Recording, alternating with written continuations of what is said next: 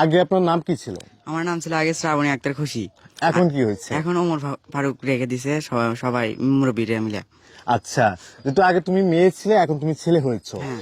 এটা কিভাবে হয়েছে, কিভাবে সম্ভব, একটু আমাদেরকে একটু এটা বলো। ডাক্তারের দ্বারা যে চিকিৎসা করা হয়েছে, কিন্তু আল্লাহ না করলে তো হয়নি, জি জি জি, অবশ্যই। ডাক্তারের ইল্লা হয়েছে। মানে এটা তুমি কিভাবে বুঝলে? এটা আমি কিভাবে? মানে টিয়ার পাশে প্রায় 1-1.5 বছর ধরে মানে সবকিছু চেঞ্জ হয়ে যাচ্ছে, কিন্তু আমি তাও কাউকে বলি নাই, নিজের বাবা মাকেও বলি নাই। বাবা মা যখন এখন বড় হয়ে গেছি, এখন সবকিছু চেঞ্জ হয়ে যাচ্ছে, টিয়ার হয়ে গেছে 6 মাস ধরে। তারপরে এখন চিকিৎসা করা শুরু করে। আমার মা তো প্রতিদিনই বলে যে যে চিকিৎসা করা লাগবি, সবকিছু কেনা জানি চেঞ্জ হয়ে যাচ্ছে। তা আমার বাবা তো আর্থিক সমস্যা তো অত মানে করে বানায় নাই, ওই জন্য একদিন নিয়ে গেল সোনিয়াটা আব্বু আর আমার চাচি, আমার মা আমার আর চাচি নিয়ে গেল একদিন। জানার পরে ওরা তো পরীক্ষা করে কিছু বুঝতে পারলো না, ওরা মানে আগে ইয়া হয়ে গেছে। পরে ওরা বলে দিল যে এই মেডিকেলে নেতান লাগবি, নেতা হরমোনের ডাক্তারের কাছে দেখান লাগবি। তারপরে আমরা ওই আমার বাবা যায় সাথে সাথে যায় ওই আবু শিহাব স্যারের সাথে দেখা করে, আবু শিহাব স্যার আমার ভয়েস টয়েস সবকিছু শুনলো, তারপর আমার মুখ টুক দেখলো, দেখার পরে অনেকটি টেস্ট দিল, ডিএনএ টেস্ট, মানে সব ঢাকার পরীক্ষা দেওয়ার পরে সবগুলোতেই মানে ছেলে মানে মেয়ে মানুষের কোনো ইয়া নেই। তারপরে আবার পরীক্ষা দিল, আবার একটা পরীক্ষা দিল, তখন ওই ঢাকা থেকে মনে করেন যে ফোন দিচ্ছে ডাইরেক্ট আব্বুর কাছে, দিয়ে বলতেছে যে তাহলে এই মানে লেখা হলে মিস খুশি, আর হলে ইয়া ডিএনএ মানে ইয়ার যে পরীক্ষা যে সবকিছু ছেলেদের মতো ছেলেদেরই আছে, তাহলে সমস্যা কি? তার মানে আব্বু তো জিজ্ঞেস করতেছে নাকি নাকি আমাদের ভুল হলো না, রক্ত আবার লাগবি, তার জন্য মানে আবার ওর তো ফোন দিচ্ছে যে রক্ত দেন লাগবি। আর মানে সে আব্বু আবার বললো যে শিয়াব স্যারের কাছে ফোন দিল, ফোন দিয়ে বলতেছে যে ইনকে ইনকে এরা ইনকে বলতেছে, করছে যে আমার সমস্যা নাই, সবকিছু ইয়া হয়ে গেছে, বললে হরমোনের কারণে ইয়া হয়ে গেছে, তাই রিপোর্ট ওরাই ঠিক। তাই তারপরে আসার পরে এখন আবার মানে পরীক্ষা দিচ্ছে আরো উন্নত, সবকিছু উন্নত। মানে মেডিকেলে একবার পপুলারে একবার আলটা করবে দিছিল, আলটা ওখানে যে আবু কি স্যার তৌফিক স্যার ওই তৌফিক স্যার তো আমাকে দেখে বলতেছে তোকে আমি নাতনি করে কমো না নাতি করে কমো। তারপরে করার পরে বলতেছে আমি আগে দেখে তারপরে কমো। তারপরে বলতেছে, তারপর পরীক্ষা করে দেখার পরে বলতেছে তুই তো আমার ভাই রে, তুই কিসে গেলে পরে থাকিস, তাই মানে সেই বকা দিল। বকা দেওয়ার পরে মানে বকা দেওয়ার পরে বলতেছে আজ থেকে তুই এলে পাল্টাবো, চেঞ্জ করবো। তাও করি নাই, যে একে পুরোপুরি না হওয়া পর্যন্ত করবো না, করলে তো মিডিয়ার লোক এসে খারিয়ে দেবে, তখন কি জবাব দেবো। তার জন্য ওই আগে থেকে কিছু করে নাই।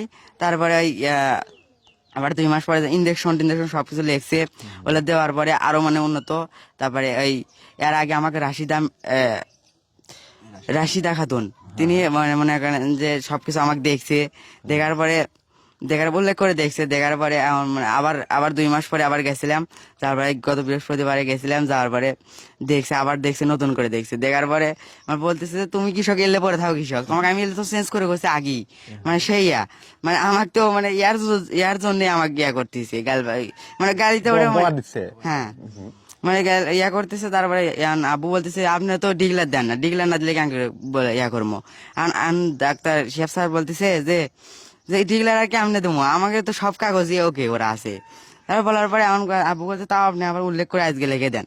সে আজকে আবার উল্লেখ করে লিখে দিল। তারপরে মনে করেন যে বাড়িতে এসে মুরব্বীকে ডাকা হলো, ডাকার পরে মনে করেন যে সবকিছু দেখে তারপরে মানে কাগজপাতি দেখানোর পরে তারপরে মুরব্বীরা সবকিছু চেঞ্জ করে দিল। তারপরে এই শনিবার সকালে সবাই মানে হয়ে গেল, নামটা মুরব্বীরা চেঞ্জ করে দিল। হ্যাঁ। আচ্ছা, আপনি যখন মনে করেন যে ডাক্তারের কাছে গেছেন, তখন কি আপনার চুলগুলো অনেক লম্বা ছিল? হ্যাঁ। এই বিষয়টা একটু বলুন। কাপড় চোপড় আপনি কি কাপড় ব্যবহার করতেন? মেয়েদের কাপড় ব্যবহার করতাম। মেয়েদের কাপড় ব্যবহার করতেন, মানে তখন সবই মেয়েদের কাপড় আপনারা ব্যবহার করতেন, হ্যাঁ। আপনি ব্যবহার করতেন। পরে ডাক্তার যখন বলেছে তখন আর কি কাপড়গুলো চেঞ্জ করে ফেলেছেন, চুলগুলো আপনি কেটে ফেলেছেন নাকি? হ্যাঁ। আগে অনেক লম্বা লম্বা চুল ছিল আপনার, তাই না? অনেক বড় বড় আচ্ছা, এই যে আল্লাহর যে রহমত, আমরা বলবো আল্লাহর রহমত, এটা এই যে মেয়ের থেকে যে ছেলে হয়েছে, এটা তোমার কেমন লাগতেছে? অনেক ভালো, মানে আমি মুক্ত হয়ে গেলাম, কারণ আমি যখন ওই ভয়েস চেঞ্জ হয়ে গেছে তখন আমি আচ্ছা, আরেকটা প্রশ্ন, মানে আগে কি তুমি অন্য ভয়েসে কথা বলতে? ভয়েস আসছিল মানে এর চেয়ে অনেক আসছিল, এখন আস্তে আস্তে মানে অনেক ক্লিয়ার হয়ে গেছে একদম।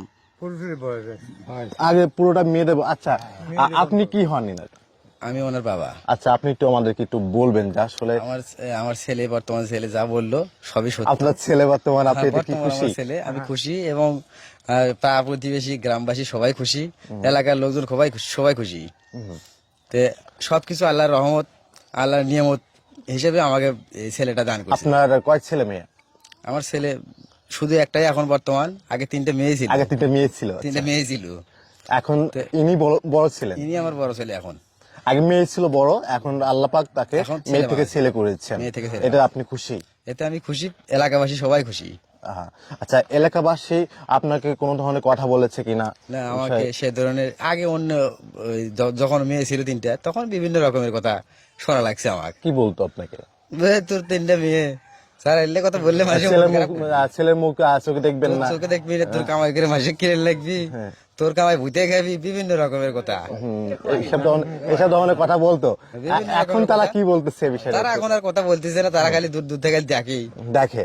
আচ্ছা, আপনি কি আল্লাহ কাছে কি চাইছিলেন কোন নামাজের মধ্যে কিভাবে এটা আল্লাহ ডাক শুনলো, আপনার মনের ইচ্ছাটা পূরণ করলো? আপনার তো অনেক কষ্ট তো না, একটা মানুষ যখন বলতো যে তোমার 3 মেয়ে হয়েছে, তুমি অন্যদেরকে কামাই খাওয়াবা, তখন আপনার মনে একটা কষ্ট লাগতো। যাই হোক, কষ্ট তো অবশ্যই এখন ওই ক্ষেত্রে আপনার কেমন একটা ফিল আসতেছে, বা আপনি এই বিষয়টা একটু ক্লিয়ার করুন। আমি আল্লাহর কাছে ফ্রেশ দিলে আমার মনের মধ্যে কোনো, আপনি কোনো নামাজ পড়ে আল্লাহ কাছে চাইছিলেন আমি কিনা? নামাজ তো তেমন পড়ি না, তবে শুক্রবারের নামাজটা আমি মিস করি না। তবে শুক্রবারের নামাজ পড়ে আমার ফ্রেশ দিলে আমি আল্লাহর কাছে চাইছি যে আমার এই সন্তানটাকে যদি ছেলে মেনে দিল নি, আমি তো কিছুটা টের পেয়েছি। জি জি জি জি। তা আল্লাহর কাছে আমি চেয়েছি, আল্লাহ আমাকে আশা পূরণ করছে। আচ্ছা, আপনি মানুষ বলে যে আল্লাহ বলে দেয় না, দেয়। আল্লাহ দেয় তা আল্লাহর কাছে চাওয়ার মতো চাইতে হবে, অবশ্যই। আল্লাহ মতো চাওয়ার মতো চাইলে, চাওয়ার মতো আচ্ছা চাইলে আল্লাহ সবই দেয়। কিভাবে চাওয়া যাবে? অনেক মানুষ আছে কিন্তু চাওয়ার সিস্টেমটা বোঝে না। চাওয়ার আপনি যদি system তাদেরকে নামাজের বলতেন যে মাধ্যমে, নামাজের মাধ্যমে হোক বা তাহাজ্জুদের মাধ্যমে মাধ্যমে হোক এবং বা গভীর রাতে যে ইবাদত গুলো আছে, এই ইবাদতের মাধ্যমে চাইলে আল্লাহর কাছে, ইবাদতের মাধ্যমে চাইলেই পাওয়া যায়, কিন্তু দিলটা ফ্রেশ থাকা লাগবে। মিথ্যা কথা বলা হওয়ার লাই, তার মনের মধ্যে কোনো গিরা বা হিংসা কোনো কিছু রাখা হওয়ার লাই। চাওয়ার মতো চাইলে আল্লাহ দিবি, অবশ্যই দিবি। তার প্রমাণ আমি নিজেই, আপনি নিজেই। আমি নিজেই প্রমাণ। আমি আল্লাহর কাছে চাইছি, আমি পাইছি। এখন মানুষ বিশ্বাস করুক বা না করুক, তবে চাওয়ার মতো চাওয়া লাগবে। আচ্ছা, আপনি কিভাবে বুঝতে পারলেন যে এটা আপনার ছেলে?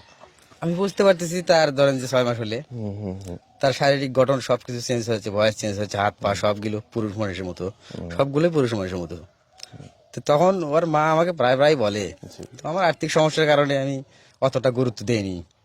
আমি বলছি যে আল্লাহ একদিন দিবি, কিন্তু এই অবস্থা থাকতে থাকতে তখন মানে যে চোখের নজর রেখে যাচ্ছে। তো তখন ধরেন যে আমি মেডিকেলে শরণাপন্ন হই, ডাক্তারের শরণাপন্ন হয়ে চিকিৎসা নিচ্ছি, চিকিৎসার মাধ্যমেই আমার এই ছেলেদের উপনীত হয়েছে।